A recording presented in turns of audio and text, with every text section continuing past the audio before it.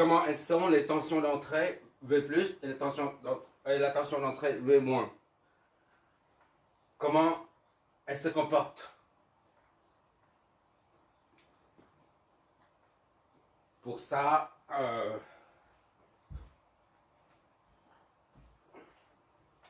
on va ajouter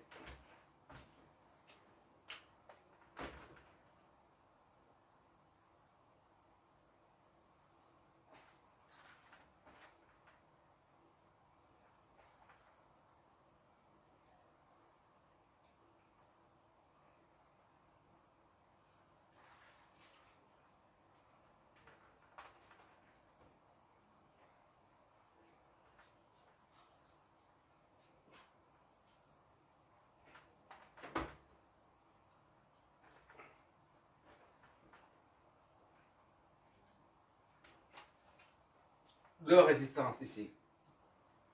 Disons, ça c'est R1 et 2. On va raisonner en littéral d'abord, d'accord? On n'a pas besoin de chiffres. Ça c'est la source de signal qui arrive comme ça. Disons V+.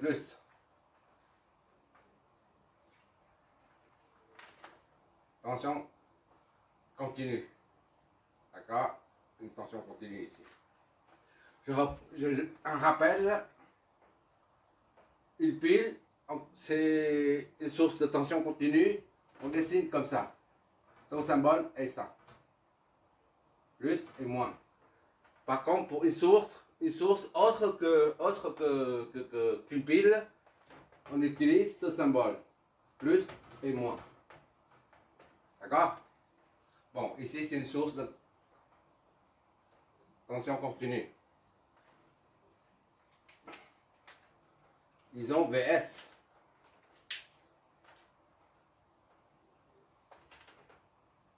Voilà.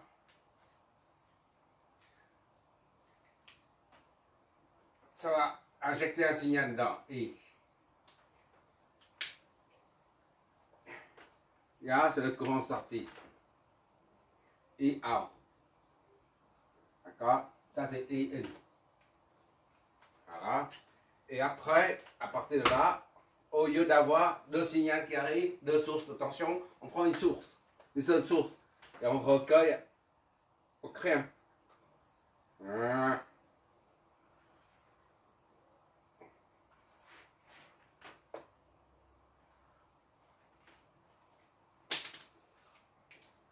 On utilise le signal de sortie, un pourcentage du signal de sortie pour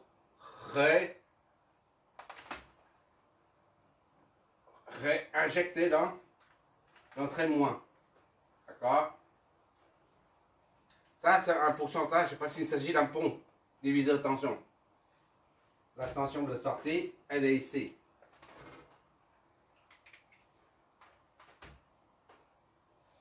Voilà, ici, à la terre. Donc, ici et là, c'est le même potentiel. Ça, c'est la tension sortie, VA. D'accord? IA. Ça, c'est VN ou VS. Pourquoi on ne met pas VN? VN, c'est à ce niveau-là. C'est pas ici. D'accord? VN, on va mettre VI. VN.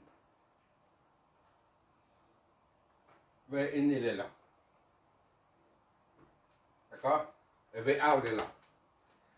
Et cet amplificateur opérationnel, cet AOP, a un coefficient d'amplification A.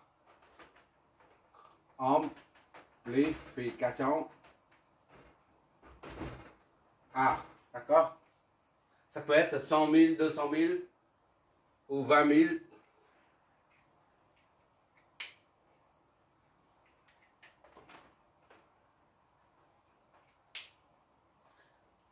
Il y a un courant il y a ici I1, I2, et I moins, parce que ça entre dans le moins. D'accord? Et ça, c'est I in est égal à I plus 4 parce que ça entre dans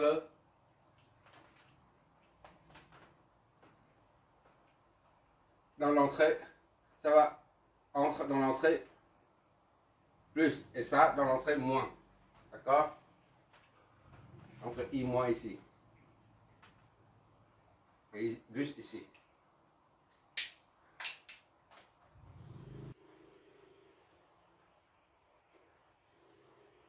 Notre but, c'est de savoir comment se comporte la tension aux polarités, au pôle plus et au pôle moins. D'accord? Comment elle se présente, V plus et V moins, au niveau des entrées. D'accord?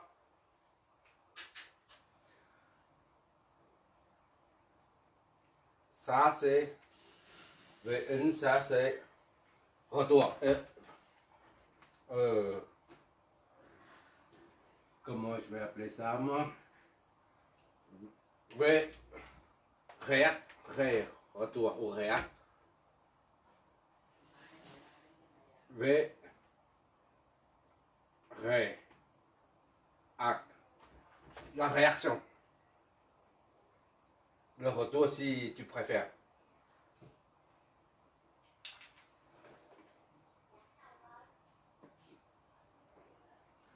Bon, on peut attaquer maintenant.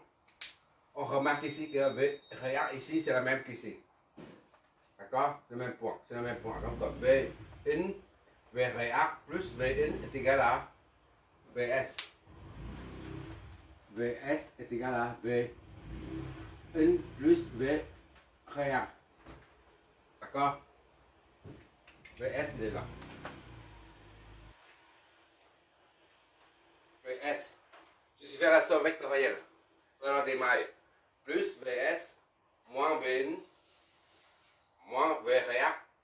L'ensemble forme vectoriellement une résultante nulle.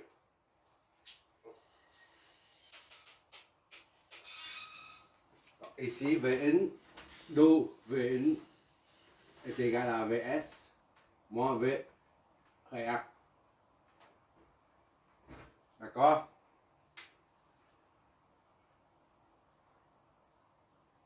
Or, V réac se trouve au niveau de la résistance talon, c'est-à-dire R2.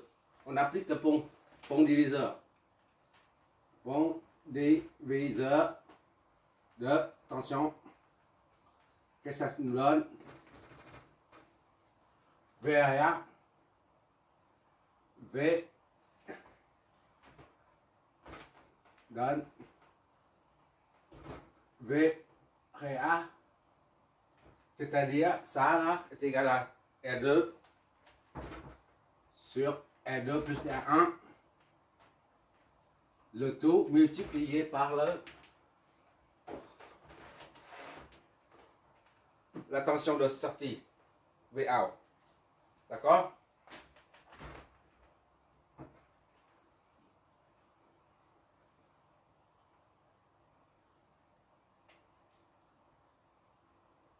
Si on pose poser B est égal à R2 sur R2 plus R1.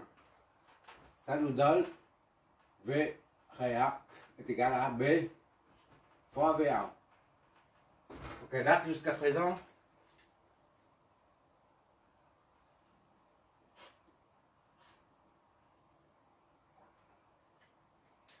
et comment faire pour arriver à V plus et V.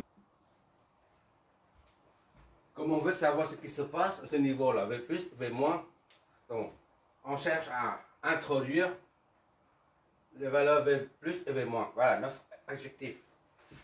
Ici, là, 1, ça donne V1 est égal à Vs moins V réa. D'accord? V réa, on met ici, là. D'accord? Vs moins BVVA. Or, l'amplificateur, amplification et par définition. Définition A est égal à V out sur Vn.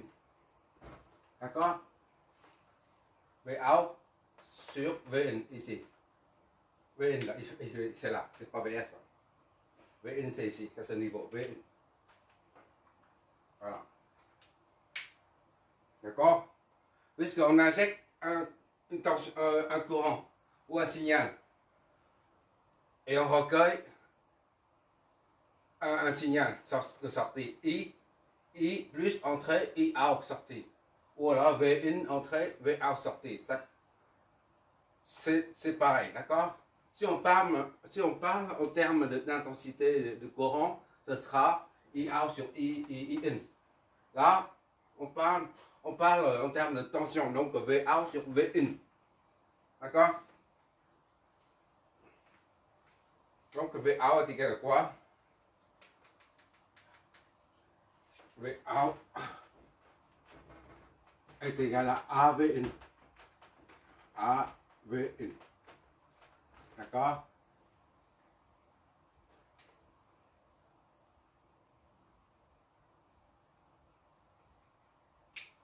On va check ça dedans. Ça, c'est V in est égal à Vs moins B fois V out là, ici. V out c'est A, V in. V in est égal à Vs moins AB, V in. D'accord?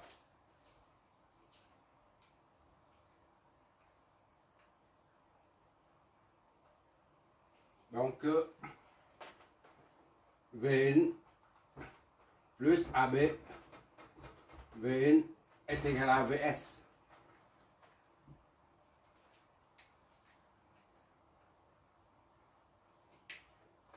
Vn est égal à Vs divisé par 1 sur A fois B. D'accord? 1 fois B.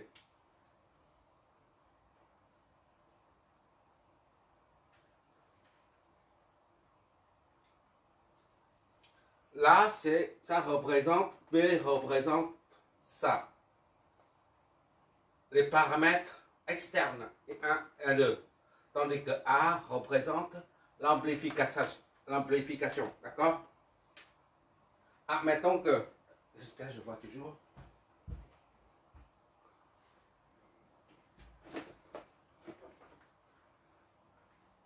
Je reprends ici. Vn est égal à Vs sur 1 plus A fois B.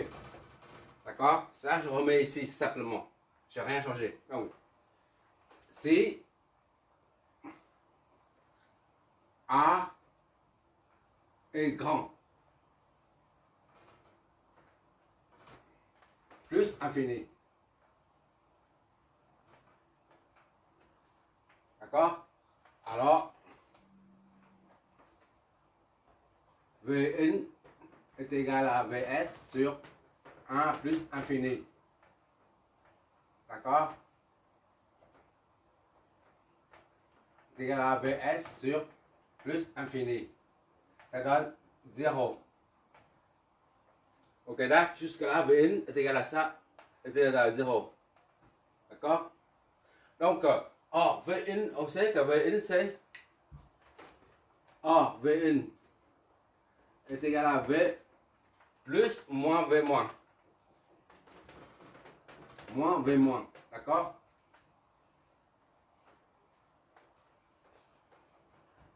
Oh, Vn là, on remplace. C'est V plus moins V moins est égal à 0. C'est-à-dire V plus est égal à V moins. Quand A. Voilà.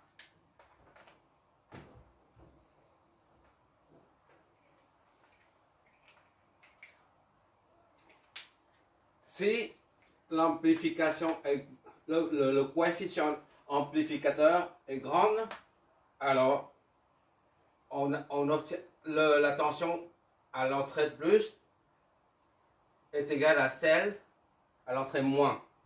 D'accord? C'est ça, ça signifie. Or, on sait que pour un amplificateur, le coefficient A est toujours grand. Et par conséquent, c'est toujours, on trouve toujours V plus et V moins au même potentiel. D'accord? Ça, c'est une. Ça, c'est. Donc, on ajoute au cours précédent, on a dit, pour un AOP, on a Z in grand. Z out petit. D'accord? Et maintenant, c'est V plus égale à V moins. Non. Ça, c'est le cas réel. A est égal. A est égal à différent de l'infini. D'accord?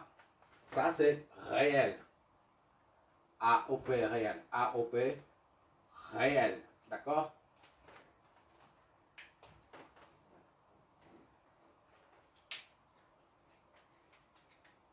Là, on obtiendra V plus est égal à V moins que si A tend vers l'infini. Or, l'infini ne peut pas être atteindre. Donc, c'est le cas idéal. On va vers le cas idéal, d'accord?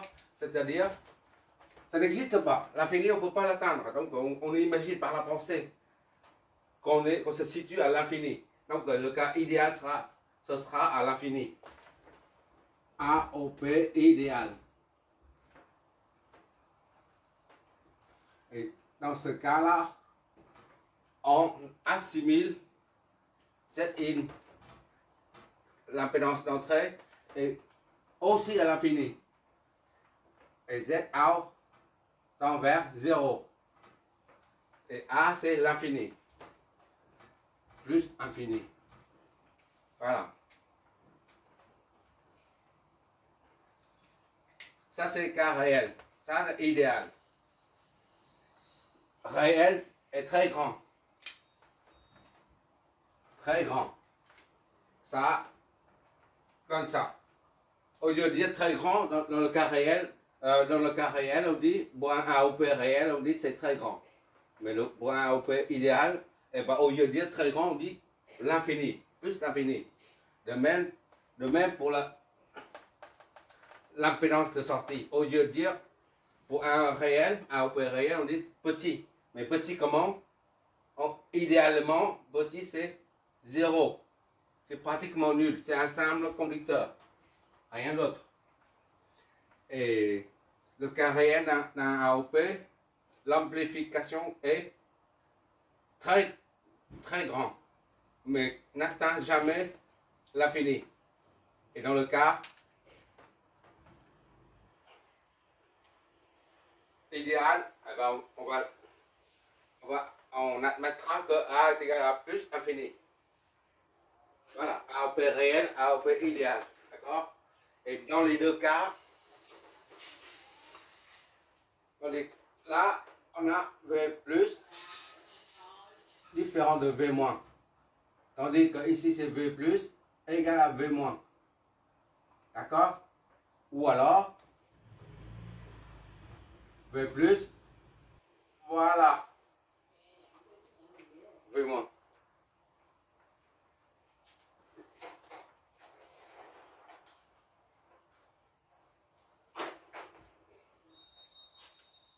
On va mettre V plus et V moins. Moins. V plus, V moins. D'accord. Ça, c'est à peu près. Et ça, c'est égal. Voilà. Ça, avec ces trois paramètres,